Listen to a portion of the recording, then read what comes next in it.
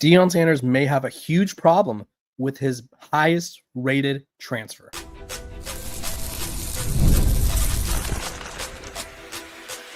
You are Locked On Buffs, your daily podcast on the Colorado Buffaloes, part of the Locked On Podcast Network, your team every day.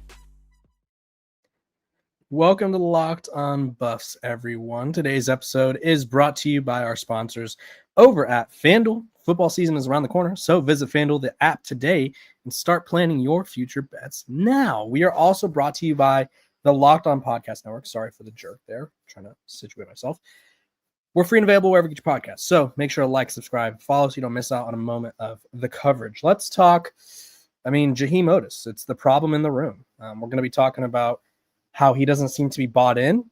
He's showing signs of bust potential. I wouldn't say he's a bust yet because we haven't seen him take the field in a game, but he's showing signs of bust potential. We're going to talk about concerns about the Buffs, where they worry me the most, and then we're going to be talking about the biggest difference I'm hearing and seeing about this Colorado team when it comes down to it. But first, Jaheim Otis.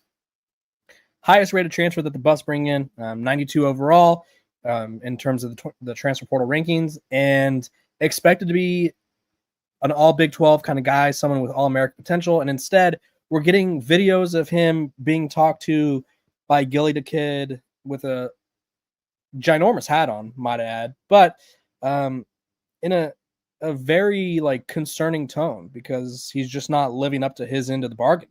This is what Gilly told him. I talked to a coach right there who said 90 right there. I just got done hollering at him. Said he's one of the most talented MFers on this field by far, but he don't want it. You know how crazy that is, man, for them to say out of all these MFers, you hear or I don't think it was MFers. I think it was a different word that I will never say or could say. Out here, you are one of the most talented, bro. In essence, Gilly is saying, the coaches are saying you're not working hard enough. The coaches are saying you are not bought in. And Gilly reminded him, which I don't think he needs this reminder. And I think this is just sort of not it's no longer a trend, but maybe a trait. Right. And I think that's the biggest thing to know about the situation is Jaheim Otis did not have a, peachy time at Alabama this past season. Right. Jaheim Otis commits to Alabama as a 4-star recruit, made an immediate impact for Nick Saban, had a decent sophomore year. And then this past season, he gets banged up. And the coaching staff, I think, based on what I was told, his attitude, his effort level, he left the team, and the coaching staff at Alabama was like, oh, well, congrats. We wish you the best. Thank you for leaving, right? And this is what he said. He told On3's Pete Nakos, I left Alabama because I came in with Coach Saban. I took it to heart. That was one of my biggest dreams, to play in college football for Coach Saban and win a ring. That new staff wasn't for me, and once I found out that they didn't mess with me, I knew it was time to get up out of there, right? And this is what Kalen DeBoer had to say about the matter at the time. The thing you also have to understand is there's other elements to this.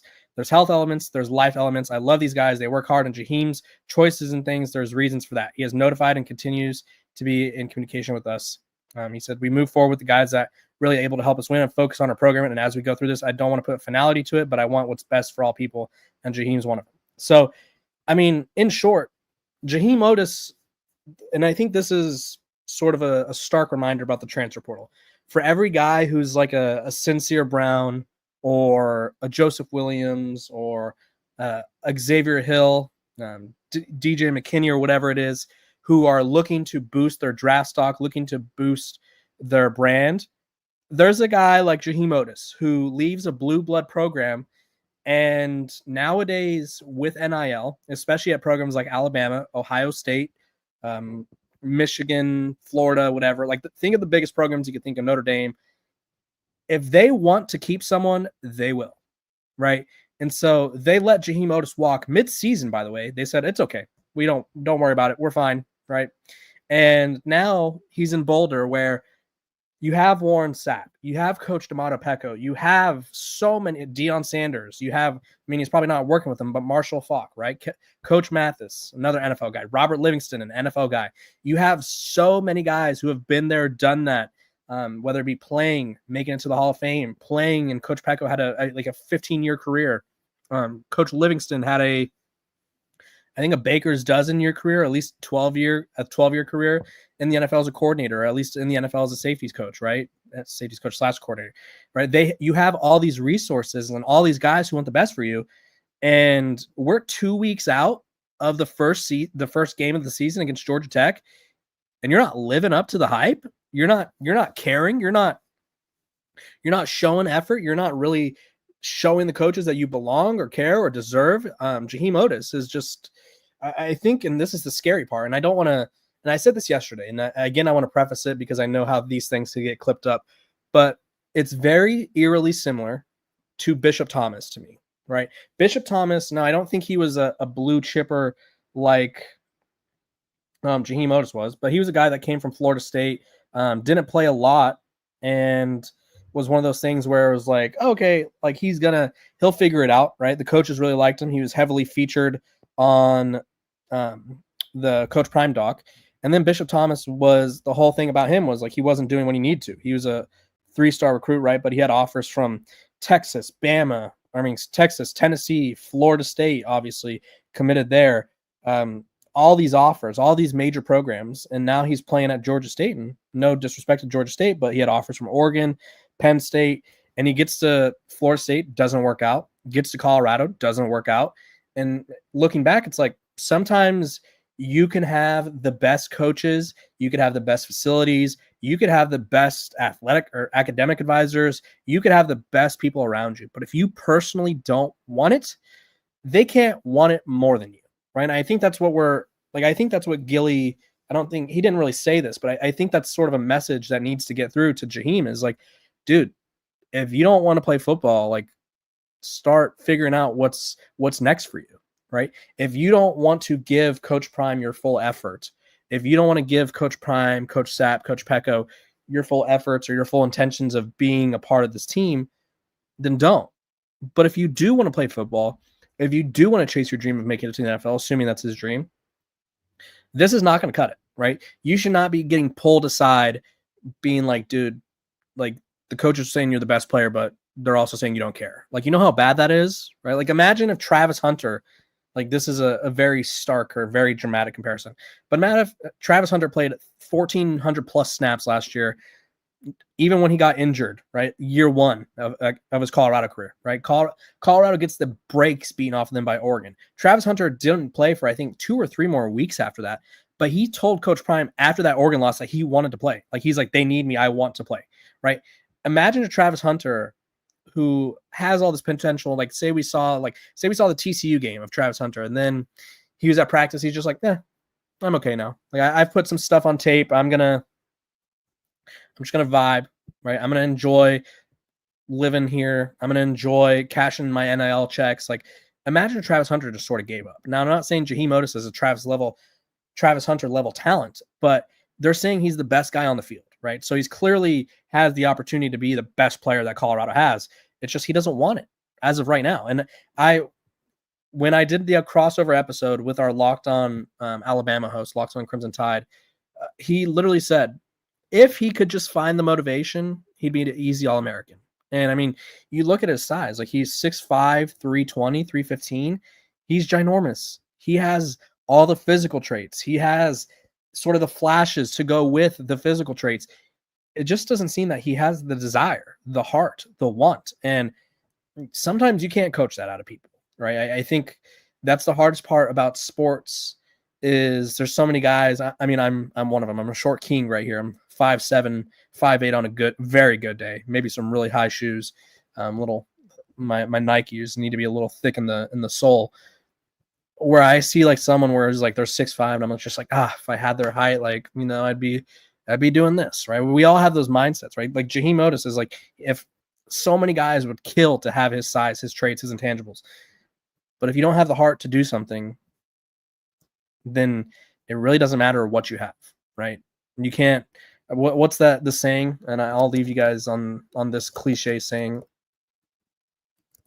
The hard work. What is it? Hard work. Heart quote. I'm gonna look it up because I can't think of it. Hard work without heart is just effort, but with heart it becomes passion and purpose, right?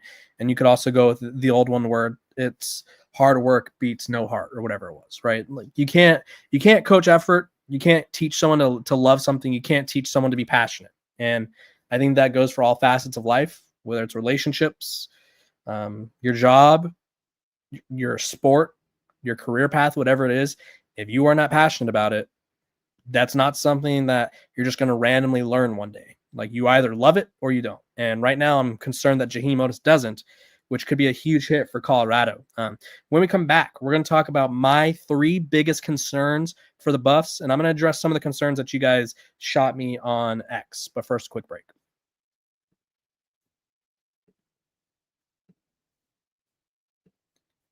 This episode of Locked On Buffs is brought to you by our sponsors over at Wayfair. As summer winds down, there's something nice about getting back into a routine you love, and Wayfair makes it easy to set yourself up a season ahead. From bedding and linens to storage solutions for every room, Wayfair is your one-stop shop to refresh your home.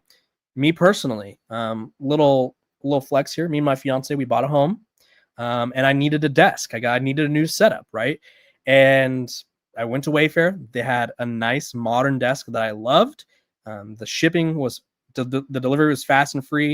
And it was pretty big. It weighed 100 pounds, and it was convenient. Found it all in one place. It was at my price, fit in my budget, fit in our budget. We just bought a house, so the wallet's feeling it a little bit right now. And Wayfair, they came in clutch. So get organized, refresh, and back to routine for way less. Head to wayfair.com right now to shop all things home. That's WAYFAIR.com. Wayfair. Every style, every home.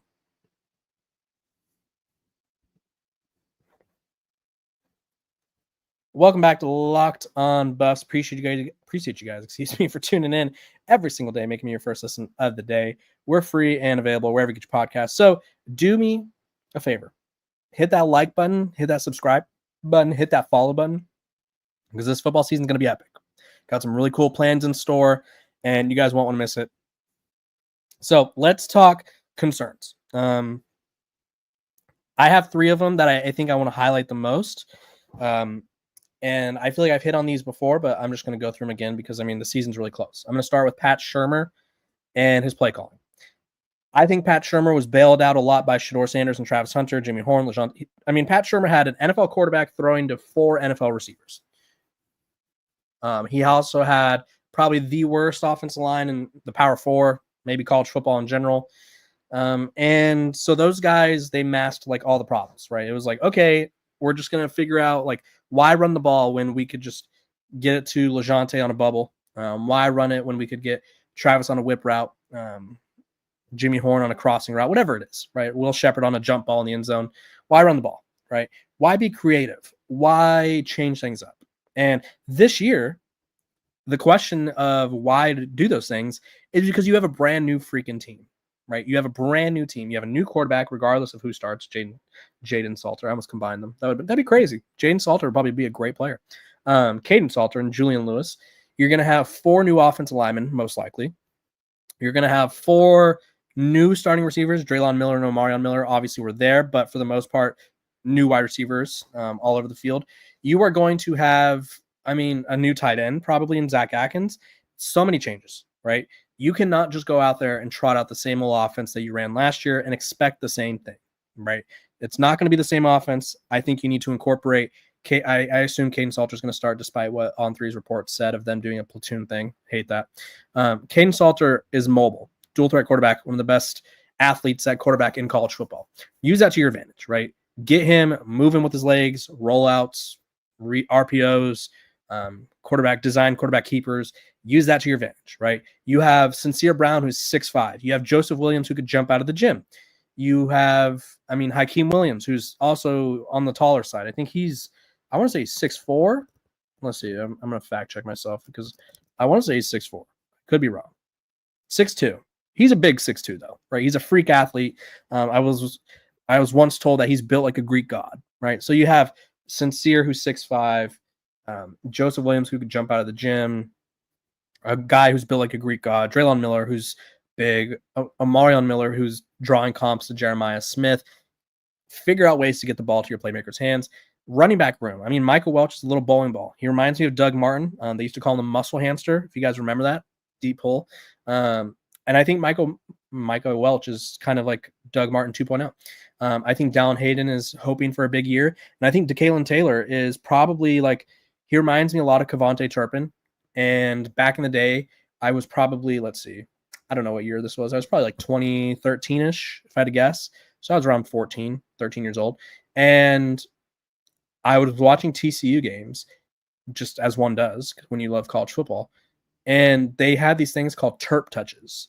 And it was literally like, hey, we get him the ball 10 times a game, good things happen.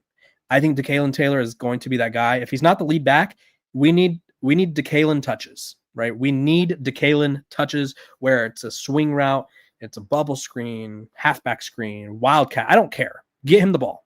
You can do the same thing for Quentin Gibson. He's fast as AF too. So get him the ball as well. So overall concern, Pat Shurmur needs to mix up the offense. Other concern, how do you replace this offensive line, or how do you fix this offensive line? I think this group is bigger, better, stronger, faster, probably smarter. I think this system fits them better. That being said, I'll be honest. Until I see it work, I'm not going to be like, this is a great offensive line. I'm just not going to do it, right? We did it last year. It was like we talked ourselves into Khalil Benson. We talked ourselves into Tyler Johnson, who I don't even remember playing at all. I'm sure he did, but it was very unmemorable. We talked ourselves into Yakiri Walker. We talked ourselves into Justin Mayers, and he did all right. He's solid. But we talk ourselves into this offensive line of ragtag dudes, and it's like, I need to see it happen, right? Will this offensive line work? And then defensively, my concern. How does this linebacker group look?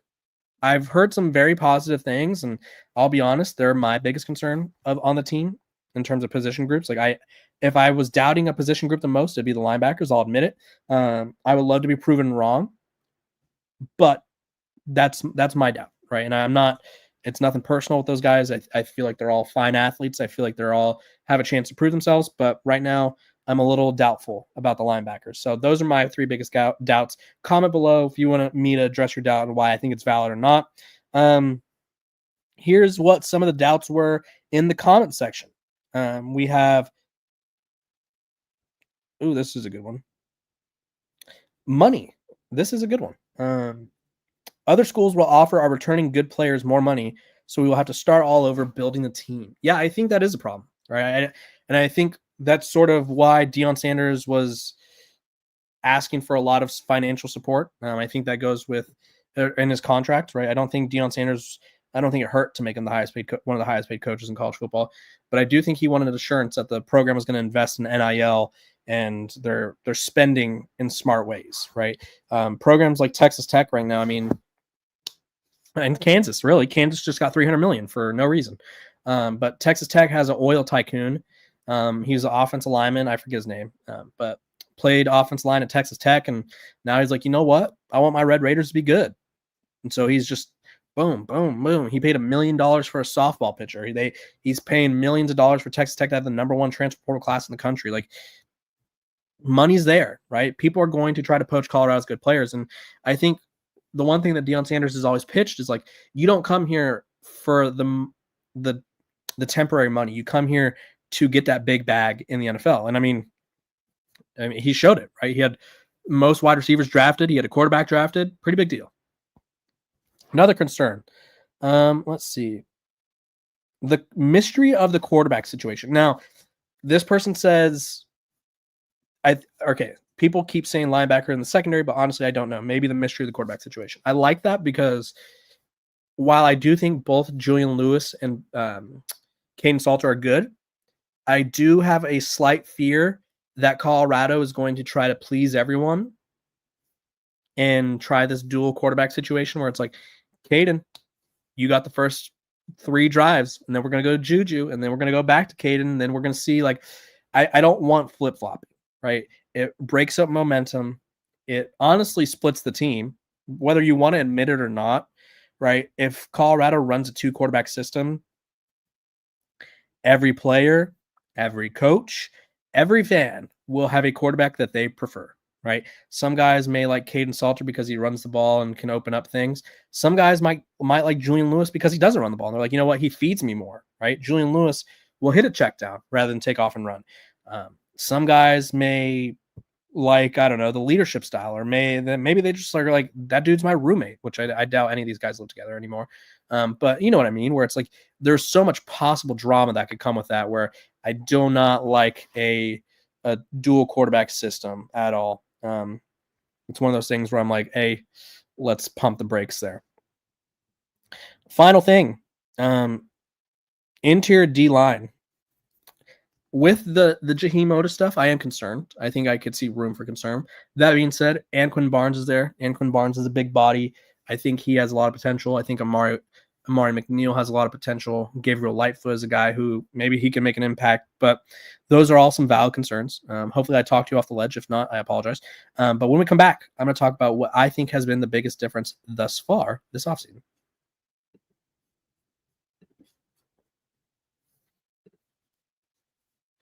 This episode of Locked On Buffs is brought to you by our sponsors over at FanDuel.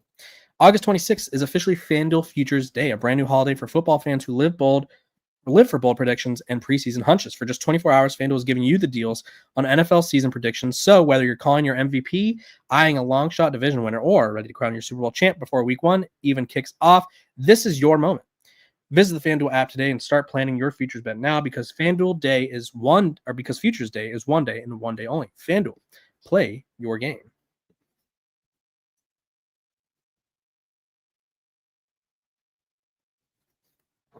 Welcome back to Locked On Buffs. Appreciate you guys for tuning in every single day, making me your first listen of the day. We're free and available wherever you get your podcast. Make sure to like, subscribe, and follow, because we're going to have a lot of fun. And if you miss it, you will be sad. I promise you that. One of the biggest hires I think that Colorado made was the hiring of Coach Andrea. I think it's Coach Swayze. I don't want to butcher his last name. I feel like I totally butchered his name. But Coach Swayze, I keep hearing the phrase, we got swayzed, or I got swayzed. And it's like, oh, cool. Like, what does that mean? Well, you just look at the sheer size of what he's done to this, like the offensive linemen look bigger. He's from Miami. He's a guy that I think, listen, Colorado's previous strength and conditioning coach, I think everyone had the right vision. Everyone had the right goals at hand. I just don't think the execution was always there. And I think Colorado's looking bigger, faster, stronger. And the best way to compete, and I think Colorado's biggest weakness last year, was they got out-physicaled a lot. I mean, in their losses, that was pretty much the one you could blindfold me and be like, okay, why did they lose? I don't know why I'd need to be blindfolded for a verbal question, but pretend we blindfolded me. And it was like, why did we lose to Nebraska? And it's like, well, because Nebraska pushed you around, roughed up the offensive line, kind of ran the ball whenever they wanted. Even if they didn't put up huge numbers, they did whatever. Kansas State, they ran the ball however they wanted. BYU, simply more physical, right? And I don't think Colorado, or at least based on what I'm seeing, I think they're in better shape in terms of endurance-wise. And I think they're all going to be bigger, faster, stronger, with stronger being the biggest impact, because I don't think they're going to get out physical this year. And they're going to play some physical games. They play Iowa State. They play Arizona State. They play Georgia Tech, who's going to be a ground and pound style offense as well. So I'm really impressed with what I'm seeing in the strength and conditioning room. I really want to give Coach Swayze his props, and I'm really excited to see how it translates to the field, especially when they're talking about running 22 personnel or 12 personnel, multiple tight ends, right? We need that. You need physicality. You need to be able to push guys out of the way. You need to be physical, strong, and I think Colorado's going to do just that. So appreciate you guys for tuning in, making me your first listen of the day. We are free and available wherever you get your podcast, so make sure to like, subscribe, and follow, and I will see y'all tomorrow.